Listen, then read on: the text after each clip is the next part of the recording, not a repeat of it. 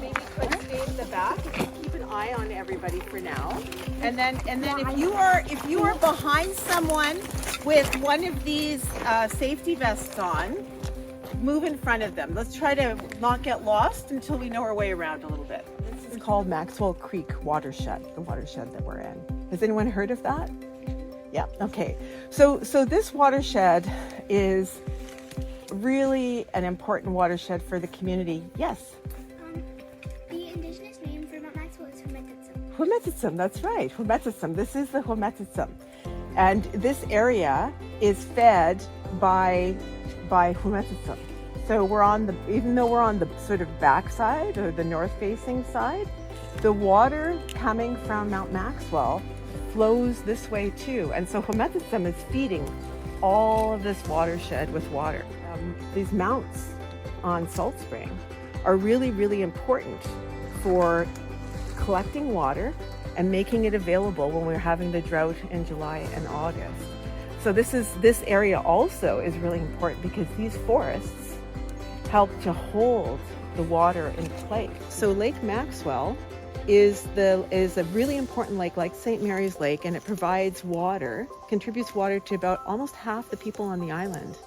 And so this forest is also protecting the water supply. And what we want to do is we want to learn more about how First Nations steward these forests, because these systems, because these are the traditions that kept these forests so healthy and really diverse. And so I like to say, we're going back to the future.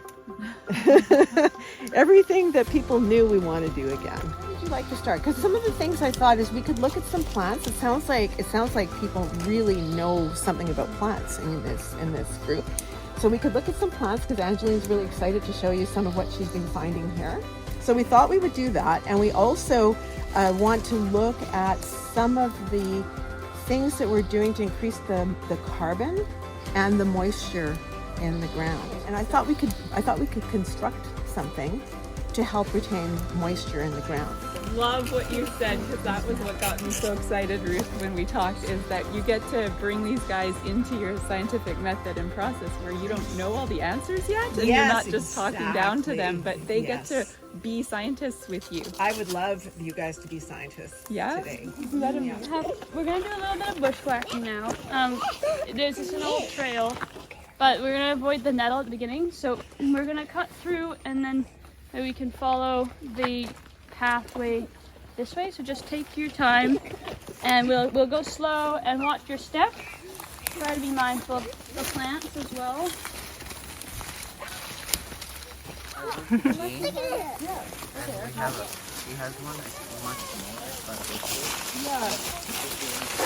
Grace is going to do some soil moisture measurements, and we'll see maybe what's different. Fancy thing I think you were asking about, Oliver. This is how we measure soil moisture. And so part of the reason when we walked in, remember Angeline said we cut some trees down on the right-hand side?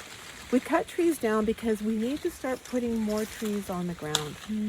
One is because they're too close together and they're competing with each other for light and for water.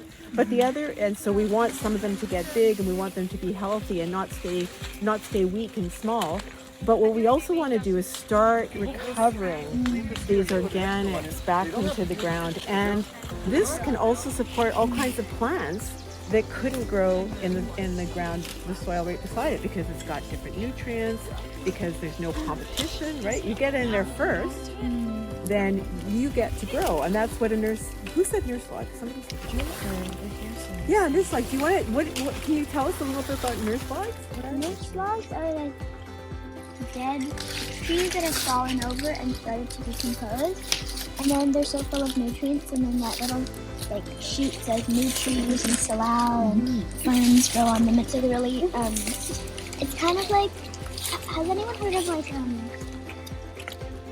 protein shakes that people drink? Yeah, protein shakes. It's kind of like that for the forest. Oh my God, protein shakes for the forest. That is so cool. I think we need little buttons. These like nurse logs and decaying logs have really high moisture measurements a lot of the time. Upwards 20, 23. Yeah, 20 towards 30.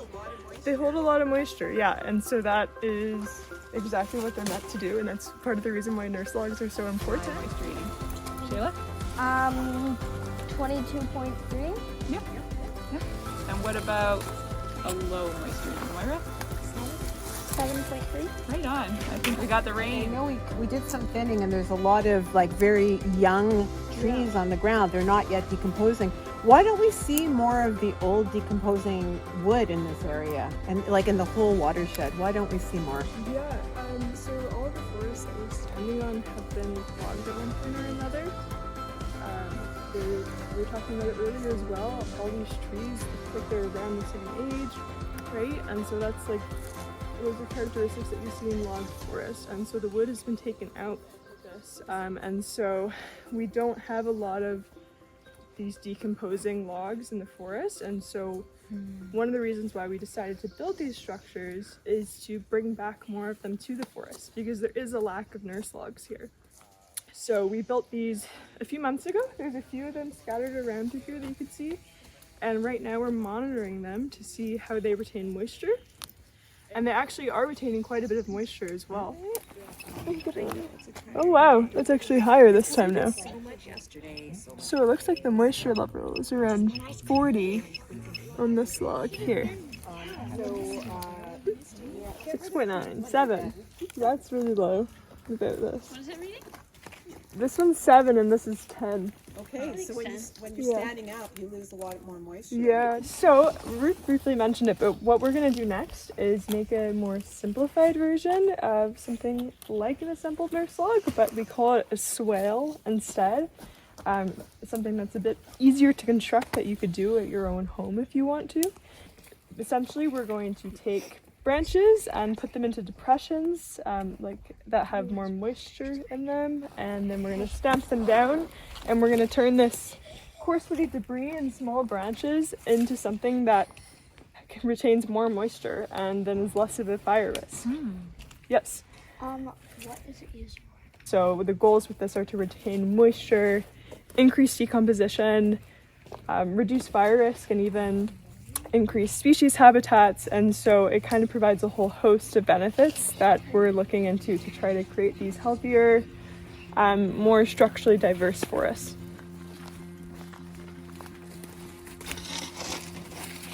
So we wanted to choose an area that is a hollow or a ditch, because those are the areas that might retain more moisture, because when moisture and water goes down slope and pools in these types of places. And there's also lots of wood around. There's some bigger logs, there's a bunch of smaller branches around here, and those are the types of branches that we want to rearrange to make sure that they retain moisture and don't catch on fire. Because these are what will dry out a bit more and potentially catch on fire. So we're going to first begin by clearing off anything that's already on the site where we're going to be building the swale. And then the next step will be to disturb the soil a little bit. We want to make sure that we have really good ground contact with the branches, because it's that contact that will help encourage decomposition. And then we'll go and stamp the branches down to really just make sure that they're touching as much as possible. You know so much.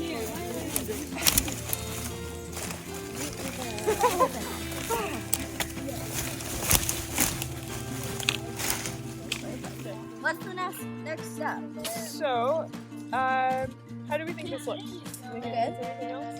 Wait. I would Jump. love to hear your expert opinion. Need a few more jumps?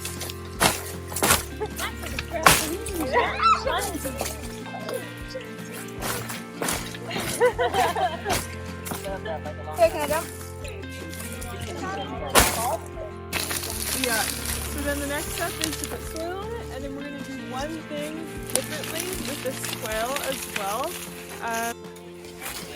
So the dirt is going to help retain some moisture on top of the tile, and so we're basically creating like forest floor with this. Can I jump this time? A little big. Like that? Yeah. Yeah. Do they all feel pretty secure?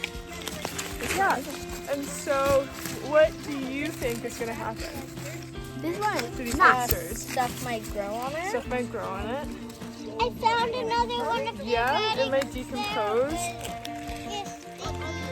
Animals might go on it. Yeah, animals might go on them. A whole bunch of different things might happen to them, and so that's why we have them here, so that we can come back in half a year, however long it takes to see how they change. And they're basically serving as indicators for what's happening to this pile as a whole. So I heard so many of these terms like canopy and like shrub layer, and I was like, I wanted to understand it more. And so there's a little like picture here, but can you tell us about like all these, like you were talking about all these layers? Yeah, so we'll think of this as like a diagram of the forest system and how it works in a simplistic way going up. So you have what I would consider maybe horizontal diversity, which is diversity of species, and then you have vertical diversity, which is differences in the age sometimes, or the growth height, and where they are on the landscape. So you start with your soil layer, which has the microbes and all of that, and then you move to the bryophytic layer, which are the mosses, the lichens, all the stuff on the ground, which not only interacts with the soil and holds in that moisture, but holds in the nutrients. And then above that, there's the herbs and forbs. So those are things like cleaver, miner's lettuce. And then you move up to the shrubs, which are your more leathery, resilient plants such as salal or Oregon grapes. You also get saplings in there, like young trees. And that then goes, and the age, if they're a tree, they become part of the canopy layer, the tree layer. Yeah, that's really neat to hear that. Just like all these layers are really necessary for the overall health. To me, I think of like people of different heights, right? Like if I lost something, like something rolled under a little space and I can't get to it, I'm like, okay, like Nolan, you get that. But then like if I needed something up really high and I couldn't reach, I'd be like, Ollie, grab it. You know, all these different heights are helping out. And they're different. Every person brings something new to the table, a different perspective or a different skill, and we need all of those working together. And think of like the forest is an ecosystem, but another way that they're separated is by communities. They really are a community, like people are a community, and you need diversity in all spectrums with that. There's such a richness having kids of all ages and sizes like we have, and elders. Like we've had over 50 mentors come to us in our program, and they're like those, big ancient, like the grandmother trees. The way I've always thought of it is like the grandmother tree is like our elders, like the indigenous elders that, is not only they're losing their own culture and their community when that tree is cut down, we are losing that elder and that connection to that place, that history. And that's something that everyone, no matter where you are, it impacts you.